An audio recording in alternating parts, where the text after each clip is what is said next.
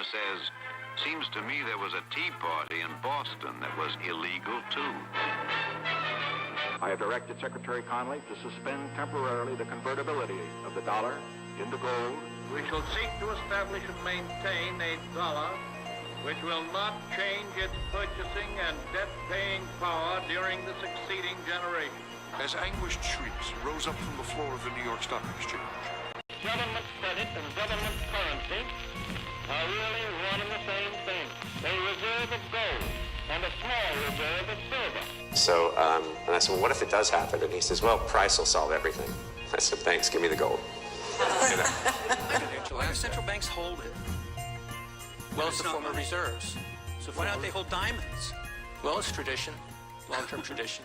Well, some people still think it's money. Welcome back to the Junius Maltby Channel. You are live once again on the most boring channel on YouTube, where we have the extemporaneous ramblings of a madman. Myself and Mrs. Maltby, who's in the office working on her job, trying to earn coin. Now, since there was some clickbait involved with this video, as you know, even though regardless if I have clickbait or not, no one's going to click on it because they're like, oh, it's the Junius Maltby Channel. I don't know to go over there and get bored to death unless they were tuning in for the sleep quality that I offer some of you. I know some of you have said that in the past. It's just the videos just put you to sleep. That's good. That's good. I forget the word for that. There's a word for that. There's YouTube videos that have like... It's called melatonin. No, there's like sounds and people listen to them, like little scratchy sounds or soft voices. ASMR, yeah. I've been accused of creating like precious metals SMR in the past to put people to sleep. But there's always been outlandish claims of gold prices, where they're going to go, what it should be. I've heard everything from 50,000 to 80,000. I've heard people talk about the 10,000. We've looked at the gold to dollar ratios on the U.S. debt clock. And with all the recent news that's out there, it just reminded me of those old conversations and charts and articles and economics discussions and things about monetary policy and theory, the Austrians and the Keynesians, and the things that took place throughout America's history and its relationship with gold, which we have reviewed here so many times on this channel. We'll probably touch on some more tonight. There was a few little pieces of information I found in reading the Executive Order 6102 by FDR, the gold confiscation executive order. That's where all the gold came from that's in Fort Knox. Remember those 90% bars that are sitting in there? That's all the coins that all the U.S. citizens surrendered to the tyrant, the crippled gimp, the useless, the worthless, the worst dictator America has ever had, FDR. So all those coins that were stolen with the threat of punishment of 10 years in prison or a $10,000 fine, at gunpoint, robbed from the citizens of the United States, was placed on trains, shipped somewhere, and then they melted them down, and those bars were then sent to Fort Knox, where that lands us to today, right? Today's story. If you watched the last video, we were discussing the threats that DOGE, Department of Government Efficiency, and the now sitting president, Donald J. Trump, have stated they want to audit with the encouragement of Zero Hedge and Rand Paul. They want to audit this Fort Knox. You know, the last time being 1974, where they were allowed to peek at and look into one of the 15 vaults, looking at only 6% of all the gold. They weren't allowed to measure it or weigh it or assay it. So who knows? We don't know if it's there. We don't know anything about it. But there's, at this point, still just a lot of talk. We know that gold's been moving for years. Governments around the world are stockpiling it. There's been fights for it. I remember covering years ago the repatriation of gold. We covered that many times on many videos. Those are in the archives. Germany, France, all these countries trying to get their gold back, and the U.S. fighting it when they wanted to take it from here, and now we're over there taking it from there. We're apparently shipping gold back from England currently. These are financial institutions, banks. But there's no doubt gold moving around the world today. Probably in volumes we have not seen in our lifetime, I would imagine, or at least since the 70s. And we'll take a little journey through the revaluations of gold over time in just the last several decades, at least the last 100 years. But I've got some articles pulled up. I don't know how deep I want to go into this, how long I want to be here tonight. I do have to work tomorrow, so this isn't going to be a long night. But the clickbait was, of course, the 150,000. Where did I get that number? Let me read something to you. Where did Junius get that number? A friend of mine did some math. I've done the same math before. Others have done this math. And it just happens to be a good round number of where gold might likely sit should things unfold the way they could. Now, none of us know the future, right? Believe me, I'm not sitting around waiting to see $150,000 gold. I don't know for certain if I'm going to see it in my lifetime. I probably won't. And then one has to ask themselves, what would the world look like? What would other things be priced in? Years ago, I remember reading Professor Ancat, one of his great articles. There's so many of them, I don't remember which one, but he put in there in one paragraph when I was reading it, and it's always stuck with me. $10,000 gold, he said, would happen. It's inevitable, as a matter of fact. It was an inevitable fact of reality that it would occur at some point. The question is then he posed was, what does a world of $10,000 gold look like? What are other things priced in? What is the economy like at that point? What is society, civilization like? Now, multiply that times 10 or 10 and a half, and let's go to even further, to $150,000 an ounce. What does that world look like? I think it would grind the economy. There would be a lot of issues. I don't think anyone can accurately predict it. No one can predict a lot of things. I mean, if you look past, in the past, if you look at just the last, 5 years, how many events have occurred that were utterly and entirely unpredictable? Now, we've done this math before, but let me just read to you some discussions I held with a friend on this, and he stated to me, I'll just read it here. It's interesting that the Coinage Act takes place in 1834. Coinage Act 1834, United States, an act concerning the gold coins of the United States and for other purposes, in order to bring the gold price into line with the silver price. The United States government provided for a slightly revised ratio of gold to the dollar, where the last revaluation of the U.S. dollar occurs, and then the next revaluation occurs in 1934, the Gold Reserve Act, exactly 100 years later. In 1934, the U.S. dollar is devalued by 69.33%. Now, the gold that was confiscated, I'll interject here, at the time, for many years in the United States, gold was around $20.67 an ounce. I've repeated that number over the life of this channel. You've often heard me refer to that, $20.67 per ounce. Now, after FDR confiscated everyone's gold, with the stroke of a pen in this new Gold Reserve Act, they revalued it to $35 an ounce. That's a difference of $14.33. Well, that's around 69.33%. An immediate debasement and devaluation of the U.S. dollar that everyone held in savings. I mean, that had to affect everything, right? Now the dollar purchased less gold, and everyone who was working to earn less gold, which was in fact money and credit itself. That was what everything was based on and backed by. We've got some charts pulled up. We'll get to the rest of this in a minute, but let me continue.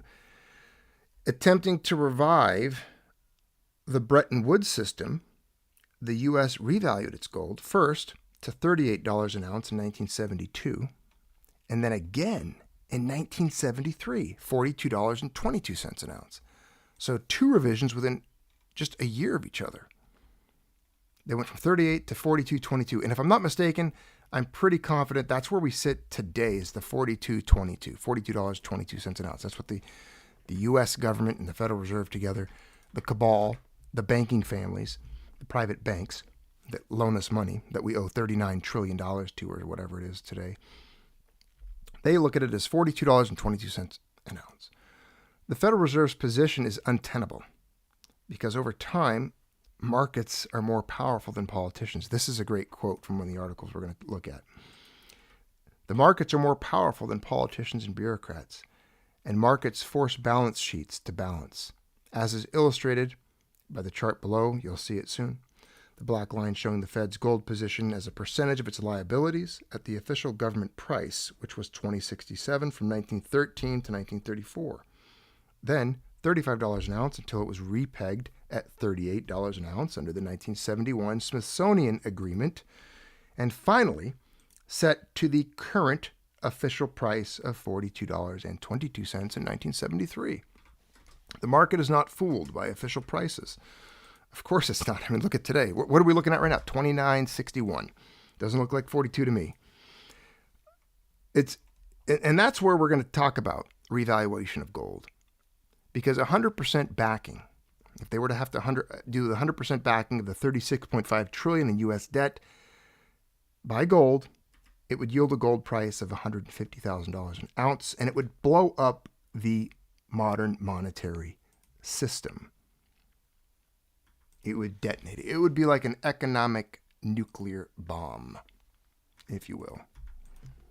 And as you can see, that there's the free market price on the screen. Well, I don't want to call it that. The manipulated banker price for interbank trade with the phone calls they make to each other. What is it, 3 times a day between London and New York? Hey, what do you think the gold price should be? I think we should give it about this much. How about $2,960? You got a couple of New Yorkers and British guys like on a phone trying to figure out what the international price of gold should be. I don't think it's going to hold up very much longer. I don't know how this audit is going to affect things, and I don't have a whole lot of hope for it. You see how it's all talk still? How long does it take to get there? If it was really a big priority, if they really wanted to, don't you think they could just go do it? Don't you think they could just live stream it, take some goons there with guns, say, open the vaults. Anyone who stands in the way is immediately arrested. There's no federal employee that can stand in the way. They all go there. They take Doge there. They take Harry Balls. They take Elon, Trump. I would love to go. I don't know why they don't invite me. It would be great. I'd live stream it. We'd weigh them, take a couple of you. We'd hook up some electronics to them. We'd do the little tests. We could do everything. The displacement baths, whatever you call it. We would try to make sure some of these bars are real and count them, catalog them. I'm sure there's a way. There definitely is. Why don't we make that a priority before we try to make a priority of going back to the moon? As if we've ever been. We lost the technology. We forgot how to do it. We broke all the stuff. We burned the files and destroyed the computers. We don't know how to do it. Why don't we make it a priority before we start talking about going to Mars and any of these other stupid dreams that these people hold? Why don't we fix things here? Fix the economy. Fix the money. And then we can start focusing on all the other garbage. Now, a lot of people have a problem with this discussion, and they come at it, they regurgitate headlines or stupid things they learned in high school or college. And we can't do gold. Why? We can't do something that people did for 10,000 years. This works. This 50-year model of fiat works. It doesn't. We know that. Every fiat that's ever been attempted has failed. Average lifespan, 30 years. There's, 3,000 dead fiat currencies in history. I've showed you my fiat graveyard. Everything they've ever attempted like this has failed, burned to the ground, and caused major problems, eventually leading to hyperinflation, which only destroys and burns up the remaining 4% of value of any currency. The initial 96% is just going to be destroyed through regular inflation, which we're witnessing every day, including right now as we sit here and speak. You've all witnessed it. Anyone buy eggs recently? Have you seen the price of eggs and other things? And don't blame the friggin' flu, the chicken flu and all that garbage. And the price of food, everything, 20% a year. Things are going up, right?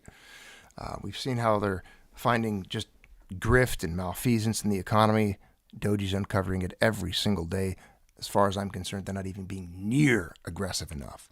They need to fire 80% of all federal employees today. Cut every single budget by 80%. Minimum. Eliminate 90% of the departments. Just slash, cut, destroy, gut. I don't care what the effect is. I don't care what the consequences are. I don't care if people are crying. I don't care. There is nothing you can tell me that will evict emotion from me. It won't. I don't care. And neither should you, because they don't care about you. They hate you, as a matter of fact. They look at you as like a human battery that they can just extract energy from. You're just like plugged into the matrix. They're living off of you because you're just an organism that creates energy for them. They don't care about you. They actually hate you. It's evident in everything they say, everything they do, all of their actions. They think you're stupid, hence the propaganda, the garbage they give you. I mean, come on, we deserve better psyops. Every psyop they give us is just garbage at this point because they think you're stupid. It's their pretentious, condescending attitudes that just constantly emit over the airwaves and through your cable. Turn it off, cut it off, shut them off. Don't pay attention to them. Please, ignore them, if anything.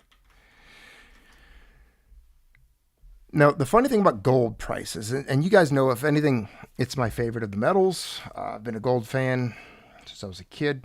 It's one of the reasons I started this channel over a decade ago. And I'm sitting here today, we're looking at $2,960 on the screen. When I started this channel, it was probably hovering around $1,100 or $1,200. When I thought of starting this channel, it was probably around $750. So it's done pretty well. I've never been wrong about gold. It's never gone down. It's only gone up. Every chart indicates that.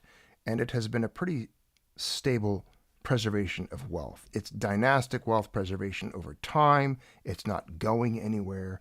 I don't even think it's going back to 2,700 ever. I don't think any of you will ever live to see gold below 2,000 US dollars again. I just don't believe it's possible. And I've stated the reasons for that and outlined them over the years on the channel, so I'm not going to get into it today. But it's climbing. It's climbing rapidly, and there's multiple charts we can pull up here. But I want to show you, this is the article that I wanted to discuss. Much too long to go through. It's 20 or 30 pages. Gold Revaluation Essay 2. It's number 2 from the Grinding Times. This is from February 22nd, 2025. Starts off with money is gold and nothing else, observed J.P. Morgan in 1912, meaning that nothing else is money. Everything else is credit. You guys are familiar with the quote, gold is money, everything else is credit. J.P. Morgan. We've repeated that on this channel. I would remember that quote. I would keep it as a something to memorize, as a representation of what these people truly believe. I mean, this is J.P. Morgan himself, the founder of the J.P. Morgan Bank. This adage and the ideology behind it has never changed. It is etched into the granite of the minds of all the people in finance as high up as you go. Everything, all transactions ultimately end up settling in gold. They find themselves in gold. And these people love it. They want it, they hold it, they hoard it. They gobble it up. That's why they essentially put guns to the heads of the U.S. citizens and confiscated it, because they wanted all of it. Now, in this lengthy article, I'm going to skip around. We're going to go to this part here, the assets on the Federal Reserve's balance sheet.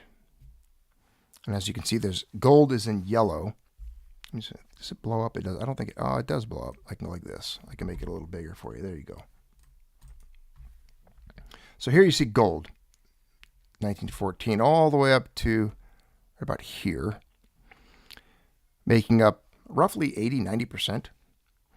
Treasuries and treasury bonds is the next biggest one, and it's essentially eclipsed gold and now makes up for the majority of these assets on the Federal Reserve's balance sheet. And then, you know, in the 2000s, they started doing this thing, the mortgage-backed securities. That didn't work out so well for anybody. They still hold them. It looks like maybe 25 to 30% of them today.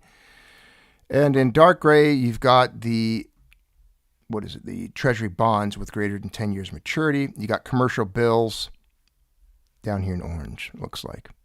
I'm not very, I do have color blindness a little bit, so pardon me if I... That's like a gold color. It's a goldish color. The lighter gold up here, this is the gold. Though. Yeah. That's the actual physical gold. There we go. Now, in 1958, economist Melchior Pallier, I don't know if I'm pronouncing that right, advisor to the post-hyperinflation Reichsbank, warned Americans not to follow the Weimar Germany path.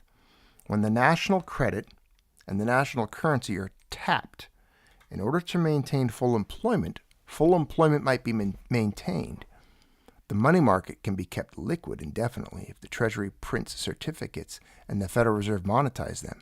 But what happens to the liquidity of the monetizer? A healthy institution, be it a company, a bank, or a central bank, can intervene in the market to support the price of its liabilities. If its liabilities fall in price below fair value, the entity can sell liquid assets to generate cash and then use that cash to purchase and retire its own liabilities at a discount, thus earning a profit to provide the public service of stable prices. Once an entity is illiquid, however, there is nothing it can sell to support the price of its liabilities. Sudden sales of illiquid assets result in steeply discounted prices by definition. The situation is worse if the assets are also of uncertain value. Gold's always been a backing. Now, some people got smart in the United States. There are certain states that have actually created their own reserves of gold for their state economies. There's even the Ohio Police and Fire Pension Fund. I covered this on the channel years ago. They bought, I think they dedicated 5 or 6% of their entire pension fund into gold. That's done very well for them. And there's not enough gold for every pension in the country to even do that. They took a large position in gold. They hold it, back their pension with it. Boom. They are now hedging themselves some resistance to inflation. And what's interesting and funny is a lot of states try this and certain politicians, and it fails because nobody understands it. They're too stupid. They're just too stupid. It just failed in some states recently in current state legislatures around the country. There's several that attempted to put gold into state reserves, and it was shot down. And Republicans, rhinos, were some of those that were outspoken against it and fought it. Isn't that interesting? They just don't know anything. Now, here is the other chart I wanted to show you. Gold as a percent of Federal Reserve assets. And as you can see, it has been dropping. The official price is here in black, and is this red, Mrs. Maltby? The market price? That's the market price. There's the market price in gold. But the Fed funds rate at 0.1%, gold at 1,820 an ounce in this picture here. And Fed's fund rate at 4%, gold $35 an ounce here. This little intersection around 1973. But you can see the official price of gold dropping and the market price here. But gold as a percentage of the Federal Reserve assets, that's the important part. Very low. I mean, negligible. Single-digit percentage now, right? Fed fund rate at 1.1%. Yeah, it's got to be 3, 4, 2%. I don't even know if there's number. Here's zeros down here. It's a little bit above that. They don't really give you the exact gold as a percentage of Federal Reserve assets. But it used to be fairly high. It was when FDR, we'll go to it in a minute, when FDR made the act, at that point, I believe the rule was 40% of currency and issuance had to be backed. They had to have 40% of it in gold. And the Federal Reserve System had gotten out of control, printed so much money that, well, they had to just, instead of being fiscally responsible, they decided to, instead of trying to meet that mark of 40% or less, they said, well, we'll just confiscate it. We'll just take everyone's gold and then not back it. Citizens have no rights to gold. And they banned it until 1974. A U.S. citizen could not even own gold investment bullion of any kind.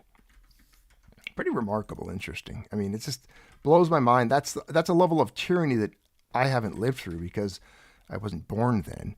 So I've always lived in an era in which gold was available. There's people that lived in a time in which having gold or buying or trying to acquire gold coin in this country was like buying heroin, right? Or fully automatic weapons. It was completely illegal because governments hate it. It's a threat to them. Gold is a threat to the state. And we've talked about that for years. You know my feelings on that. And we've made many analogies regarding gold and freedom, weapons and freedom. So again, this is a very lengthy article, but the point that I wanted to get from it, extract, was this relationship and the fact that there's a revaluation of gold that has taken place throughout history here in the United States, and many discussions on the economy as it relates to its relationship with gold. Is it possible to do it again? Is it going to happen as a result of what we're seeing in the news? Is there an impending gold revaluation? They've done it, we've seen multiple times. Could they just with a stroke of a pen? What if Trump did? Could he? What number would he give it? What if tomorrow you woke up and he said gold is now 10,000 an ounce? This is the gold in Fort Knox. This is the gold that we hold. We have, 8,033 tons, and it's worth this much. It's worth 100,000 an ounce. It's possible. I don't think they will. I don't know what it would do. I can't tell you. I'm not even going to pretend to say that I know what the effects that would have globally. But it's not outside the realm of possibility. There's a chance, a remote one, if that. We're seeing more attention to gold in these discussions nationally and in the news cycle than I've seen in a long time. A lot of articles starting to come out. Gold, the history of gold. I mean, just this one here, CBS News, the relationship between gold prices and the dollar, everything to know. And there's nothing in the article at all. There's nothing that you need to know in the article. There's nothing of substance, nothing of value. Just a little CBS thing on gold talking about what the price is, the relationship between it and the dollar, central banks buying it, investor sentiment, de-dollarization, the BRICS, market evolution, prices of gold responding to broader ranges of global economic factors, how gold prices typically move with the dollar, and the complex interplay between the gold and the dollar, supply limits, geopolitical risks, inflation concerns, digital gold investment vehicles, ETFs, foreign policy changes, blah, blah, blah, blah, blah, and a bunch of garbage, and then stuff about IRAs and investment planning. Nothing of substance. They're not going to tell you. You're not going to know. You're not going to get it. You're not going to get a warning. No one is looking out for you or your wealth, and nobody cares. As a matter of fact, like I've said, they hate you. Do you think these people care enough to warn you? Say, hey, J.B. Cook, AGOG, Bill Spencer, hey guys, hey, you might want to buy some gold. You might want to convert some of that useless garbage leper currency, some of that fiat trash. That paper you've got that's got feces and cocaine embedded in the fibers. You might want to cash it in. You might want to sell that fiat for some gold. See if there's someone dumb enough to sell you gold for fiat, because if they still are, go get it. Because one day, no amount of fiat will acquire any amount of gold. I've told you that for years here. There will come a day where no amount of fiat will buy you any gold. It will be impossible. No one with gold will be selling it for fiat. A lot of people don't believe that. Well, guess what? It's already getting difficult. Think of how expensive it is. How many people are going out right now? How many people tomorrow that you know are going to go out and throw down $3,000 to buy an ounce? Because that's about what it costs. No one's buying it for $2,900, $2,960. You guys know about spot plus the seigniorage charge, the minting costs, the making of coin.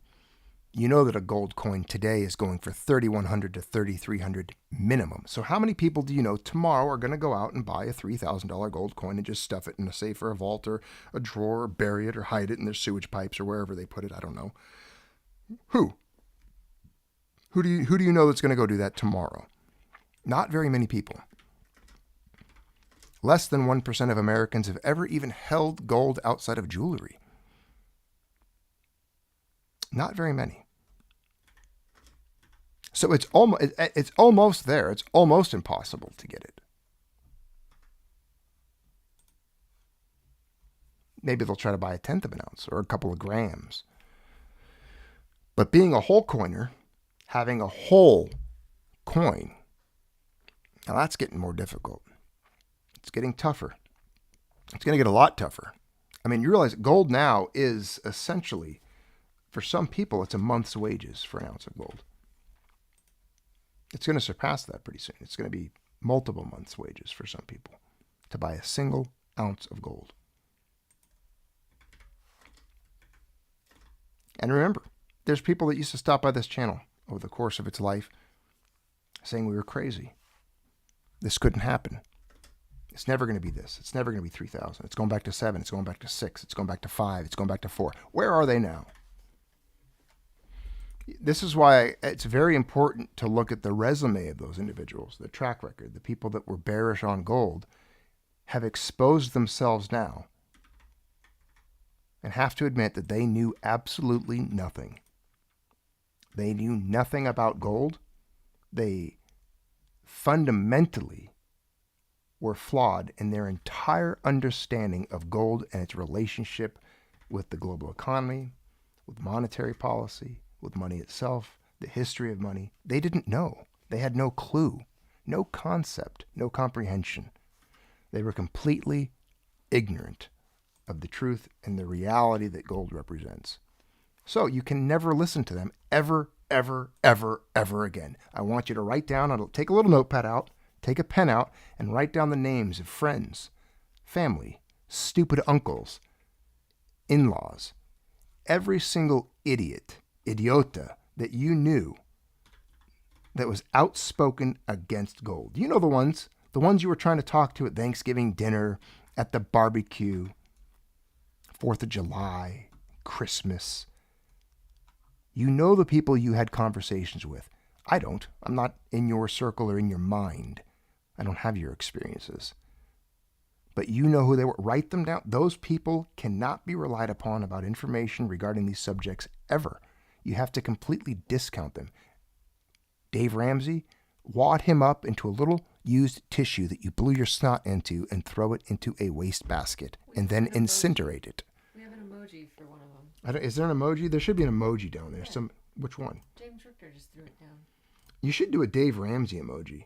I should. You really should. We should get a Dave Ramsey one would be great. I mean, the guy's been an idiot with this subject for so long. He has no clue. He actually doesn't even own any gold. He claims. I believe him because he's dumb enough. The only good point he's ever made is pay off your credit cards. Don't have them. Don't go into debt. That's it. That's the only one. That's it. So those people don't know. And they've been wrong. They've been wrong. They've been wrong. They've been wrong. They'll continue to be wrong. The entire time that this continues to go up, they're going to continue being bearish on it. They'll never have a clue. And you're not going to wake them up to it, so stop trying. I believe me, I've tried for years with certain people. There's just no way. They're immovable. And that's fine. There'll be no coiners. There'll be no gold holders for life. But you won't be. You'll have some. Hey, G-Dub, thanks for the super chat, my friend. He goes, I don't buy gold, and I don't own any oil either, Dave Ramsey. Simple things like that, little statement. And thank you, Shuffle Silver. I see your super chat with the kitty. I appreciate it, my friend. Thank you for the support of the channel. I do.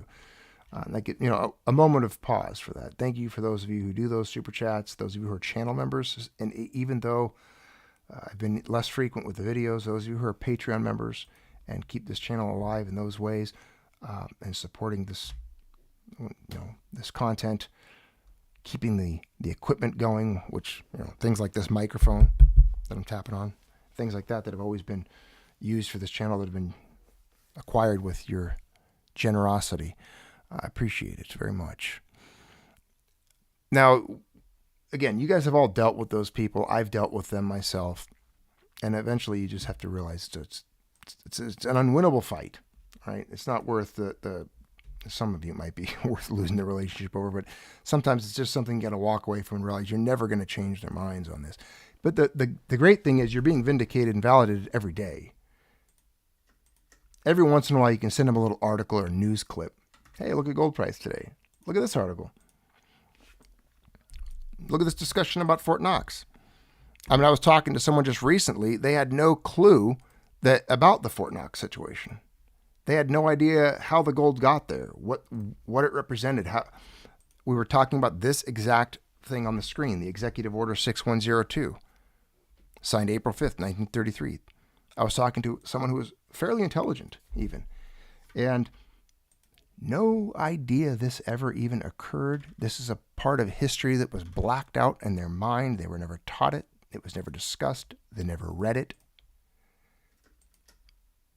It was like hidden history, like a mythology or like uncovering some ancient pharaoh's tomb that was forgotten by the sands of time, buried in the desert.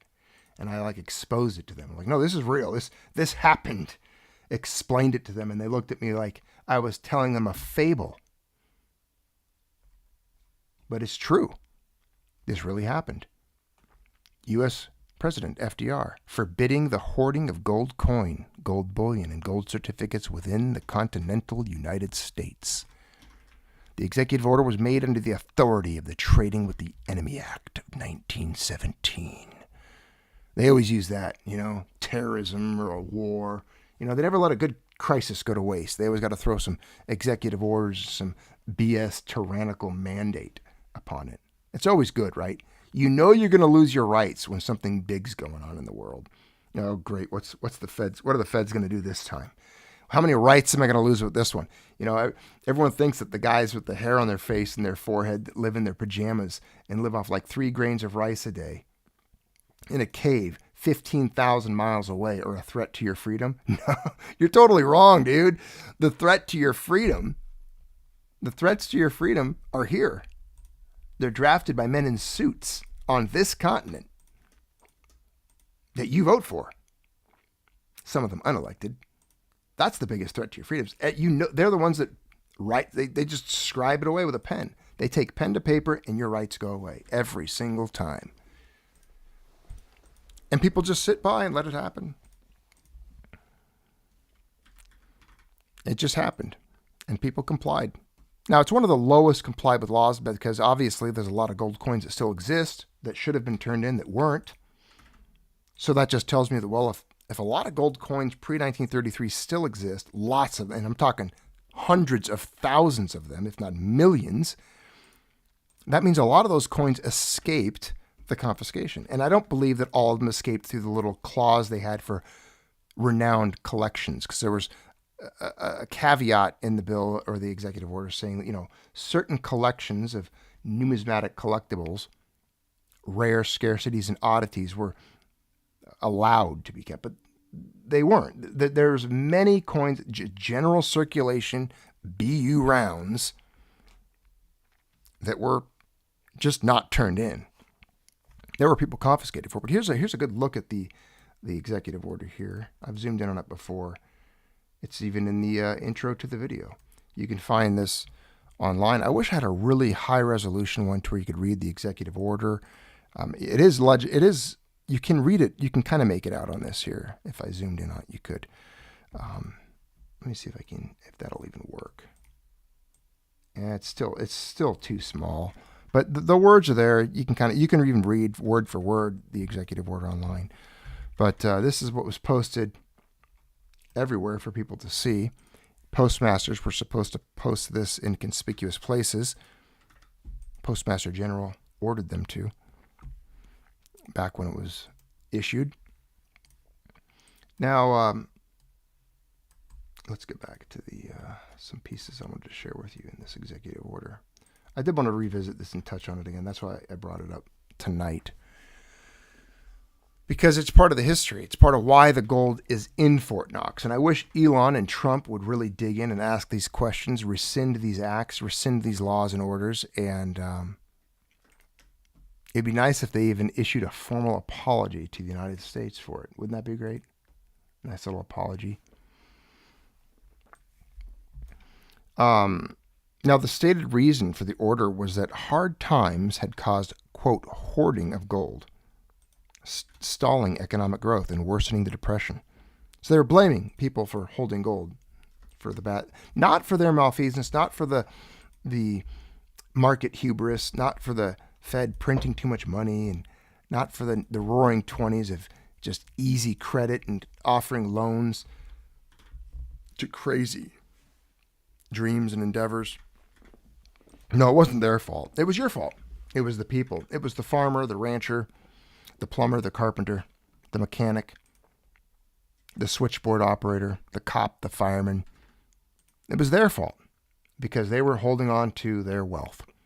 They were saving it in their homes. It's their fault. So therefore, we have to take a gun, put it to their face and say, either turn in your gold or we'll kill you or we'll put you in a cage. That was the solution. Violent force of action by feds. Isn't that just incredible? In order to save the economy, we need to go around with guns and mug the people. That's how simply it is put. Again, you're just a human battery. You're just there to generate energy for them. I rest my case. It is evidenced by things like this. And this is just one. There's example after example after example throughout history, but you know that you're just a human battery. You're just there to generate energy for the state. Let's continue on. So you know the story. We've talked about this. Again, I've already read this entirety, and you can look up, I believe, a video that I even titled Executive Order 6102. I've done gold and executive orders. That is a video title in the archives. If you're a channel member, I believe it might be visible for everyone, but if not, I know for a fact that channel members, because you have access to the whatever 700 videos that aren't available to everyone, you can find them. They're in the archives. Just dig through. You'll see them. If you're ever bored and I haven't posted it in a while, just dig into the archives. There's all kinds of old stuff to watch. Now, let's go on. Let's see. Prosecutions. There's some interesting prosecutions that took place as a result of these executive orders. They were rounding up people left and right, and people were losing gold. It was interesting because this was a good one for me. This Swiss bank down here. So imagine this at 35, because I don't know what they're giving the number here. It's 1.25 million. So $1,250,000 in gold coins back then. So if it was $35 an ounce, that's a lot of gold coins. This Übersee Finance Corporation, which is a Swiss banking company, they had all of these gold coins entrusted to an American firm for safekeeping. And these Swiss guys were shocked to find their gold was confiscated. The Swiss made appeals, but they were denied, and they were entitled to paper money, but not their gold. So the government kept their gold and then just issued them paper. They stole their gold. The Swiss company lost 40% of their gold's value instantly. And I don't believe they ever got it back. They never did. They were paid paper. Just straight up highway robbery. But again, it's not robbery or theft if the government does it, right? It's for the greater good. It's, FDR had his excuses. They stole the bonds, the certificates. They reneged on them, private contracts. Everything was restructured, and no gold was paid out. They basically broke the economy. They defaulted on all gold obligations at that point. And the Supreme Court upheld, this is why I don't respect men in robes. This is why I don't respect the institution of the Supreme Court whatsoever. Again, if the Supreme Court tomorrow ruled against me, against firearms ownership, would I obey it? No. It's outside their dominion. The Supreme Court does not have the right. They don't have the oversight. They don't have the authority or the jurisdiction over certain inalienable rights that exist. It's not theirs to bestow or remove. And it's the same with gold. It's not theirs to bestow or remove. It's your property. It's a store of your labor. They have no ownership over it. None whatsoever. Zero. And you have the right to defend it with violent force of action with your life if you choose. Or your friends. Make sure you bring your friends. Be radical, because you're not radical enough. That's the thing. We deserve the tyranny that we tolerate. And the people back then, they welcomed this tyranny, apparently. They didn't do anything about it. So, therefore, they deserve whatever occurred. We are living with the consequences of the generations before us that tolerated certain levels and measures of tyranny. Today we exist in the society we do because those who came before us were weak, just as we might be accused of being weak by future generations. For not doing things we could have done to prevent the escalation of tyranny, the snowballing of tyranny, the growth of the Leviathan state, all the things that we see taking place that we could fight now, but we don't, because we're comfortable. We're just comfortable. One of the things, let's see, private gold. Okay, down here, the hoax of, this isn't, I hate how they do this. This is Wikipedia. It wasn't a hoax. They did take and empty safety deposit boxes. And they said, oh, they didn't really do that. Well, they did. They cleared them out. And a lot of any bank that went into default back then or went under, they would take over those banks, and then they would take everything in the safety deposit boxes, and people had to come claim them.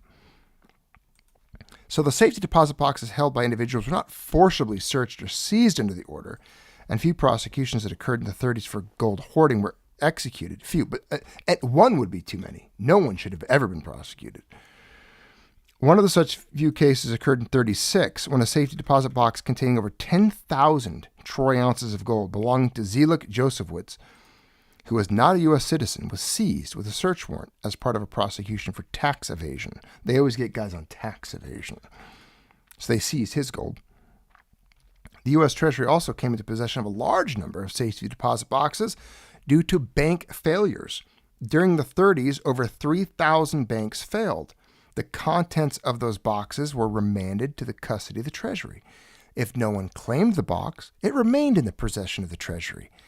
In 1981, there were still 1,605 cardboard cartons in the basement of the Treasury.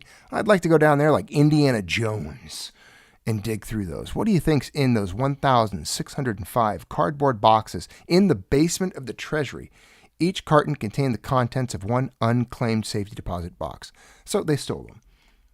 You mean tell me you couldn't find out through the bank records who the owners were, who their heirs were, who the family was? You know they went through them. You know they probably emptied all the gold of them, then put little notes of paper in there, little IOUs. Here's your IOU. Here's your $20 for your gold coin. And then they melted the gold down. They stole it. There's a big fancy paragraph just justifying the theft by the Fed. By the Feds. It's funny, the Federal Reserve, the Feds, the Fed, there's nothing federal about the Federal Reserve, private banking families. But their henchmen, the goons, the G-men, the FBI, the Secret Service at the time, they did it. They did it willingly.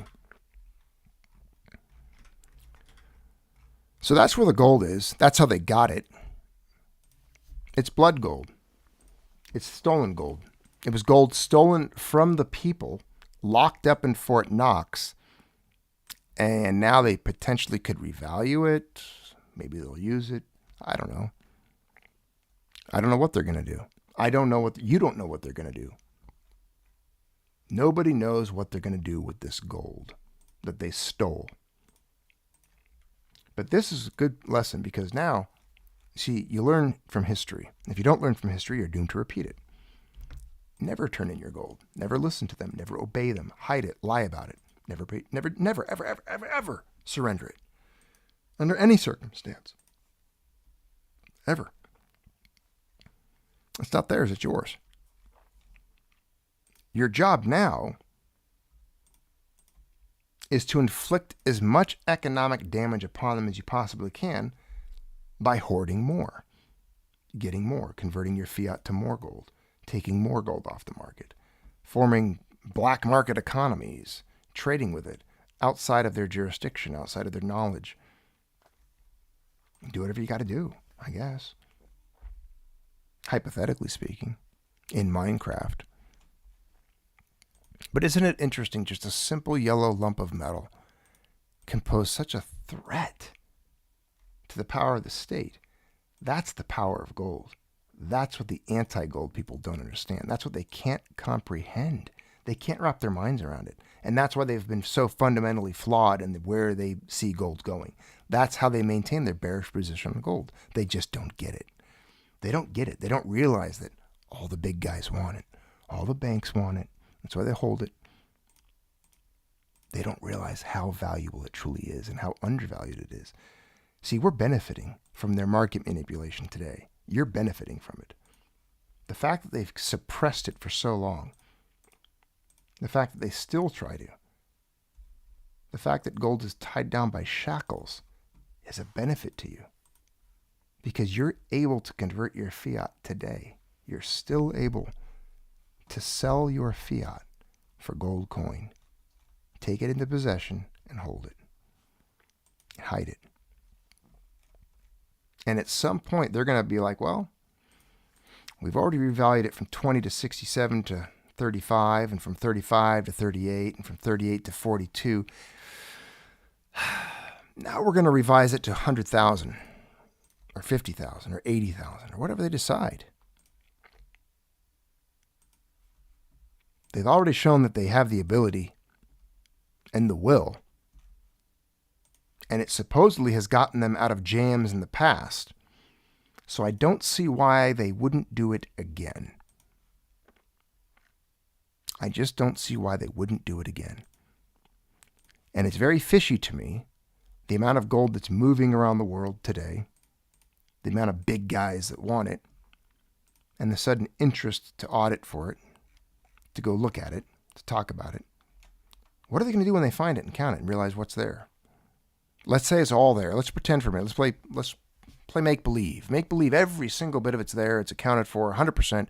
The 90% bars are all there to the ounce, to the last quarter ounce even. It's all there. Then what? Then what do we say? Then what do we do? What do we do with it? What if they start talking about it, making decisions about it? What do we do with all this gold? We have these hundreds of billions of dollars in gold. What do we do? What do we value it at? Is there a currency crisis coming? Is there a way for them to resettle the debt, to change the way things are valued? There's a lot of discussion. As a matter of fact, someone recently emailed me a link to a discussion of the coming changes in the language of value and the age to come, and this new digital age. I know it's uncomfortable for many of you. However, payments are made internationally and in real time. Technology has changed. There's been significant advancements, and there's a way to back this language of value with gold and to flow that gold electronically, redeemably, to be able to be redeemed.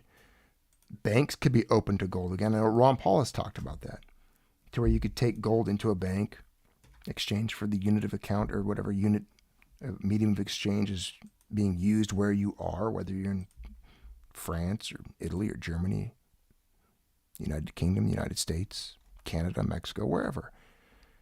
You can transfer it into other currencies. You can work over here, get paid, transfer it into gold digitally, hold it secure electronically in cold storage in like a ledger wallet of some kind, come back, withdraw it, convert it back into gold, convert it into this, into that, whatever you want to do. There are ways of making these things happen and connecting them. Very much so. I mean, because we have to be honest. If you're selling $75 million of wheat to Korea, for example, how do you plan on exchanging that value securely for metals? There are ways of doing this. There are ways of opening banks to gold, having exchange rates, having digital representations. And believe it or not, that's where I believe the relationship, and I've discussed this for the last 10 years or so, between the cryptocurrency world and gold has a way to blend. There has been discussions of that. I don't know how it will be attempted. There's exchange rates that could happen between certain units for gold. And we'll see how this develops. But the discussion is there. There are people of influence, people of power, people in the global economy that are discussing these very things, these relationships. It's happening every single day. There's speeches and talks, and I've seen several of them that were pretty good. I should have saved that one link. I think you guys would have enjoyed it. It'd be impossible for me to dig out my phone and find it now. I'll try to look for it and share it in an upcoming video at some point, but there was a very revealing discussion on that subject, that things are going to change.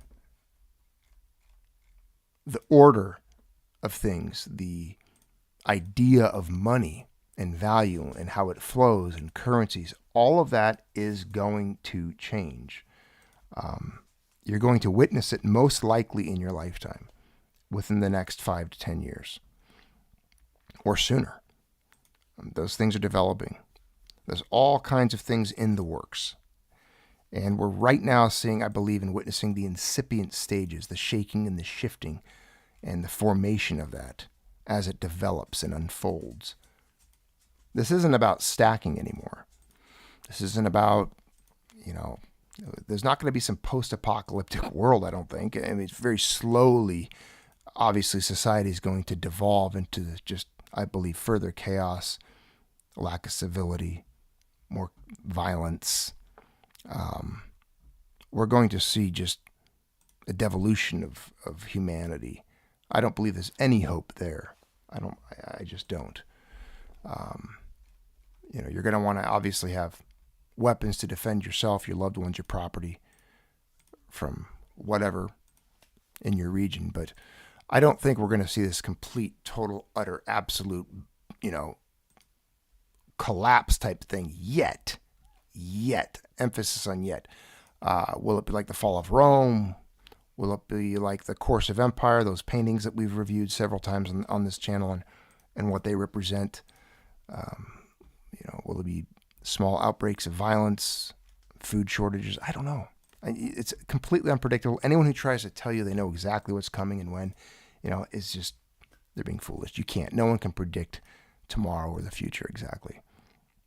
You got the doomsday prepper people out there thinking that, they're going to be shooting zombies in their front yard and they're going to be the only ones with food and clean water and a medical kit. It's just,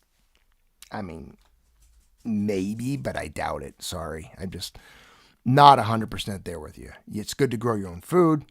Definitely. Have some agricultural base. Be self-sufficient. Be independent. Be prepared for anything. But I do have a little bit of hope. This is a glimmer of certain factions of society and small groups of people and communities holding out, working together, and kind of maintaining some semblance of civilization, however flawed it might be. But gold will always play a role as the settlement and the liquidity anchor, a common, identified thing of value. And I believe that its value, what it represents as value, its purchasing power, will always grow from here. It's going to be significant, as a matter of fact. Will it be $150,000 equivalent to today? Could 2 ounces or 3 ounces literally go purchase you a home? I don't know. Possibly. Depends. What if the house is worth, if houses go up and properties, because of all of this, end up becoming millions of dollars, and then it would require maybe 10 ounces of gold. So what if 10 ounces of gold could buy you a house? It's possible. I don't know. Richard Ramirez, thank you, my friend, for the super chat, your support. He says, remember when Ramsey told a lady to sell 100 grams in gold and invest it? 100 of grams, ounces of gold coins and invest it? I don't recall that exact, because I don't watch him, but I'll take your word for it. That is absolutely in the realm of Dave Ramsey's, his mind. That's something he would say. That's something he would do. And he would recommend something like that. I've seen episodes where he told people to sell all their gold. Different examples, but yes, same sentiment. All right, my friends, that's it for tonight's broadcast on gold here on the Junius Maltby Channel. Thanks for tuning in. Hope you enjoyed it. Another extemporaneous rambling of a madman, but keep stacking. Stack some gold while you're at it these days. Not a bad idea. Not a bad idea. And keep securing your wealth. Keep it there. Hide it. Protect yourselves. And I'll see you again on the next one. So if you like the video, if you like this channel, hit the like. If you want to subscribe, go hit the subscribe button. If you want to be a channel member, sign up for memberships. You'll get access to all the other videos that are hidden away in the archives. Some of them a little too extreme for the general population. The Gen Pop, they can't handle it. So go for it. It's always open for memberships. And thanks, James Richter. Thanks, friend. Thanks for the super chat. All right, my friends. Take care of yourselves, and have a good night.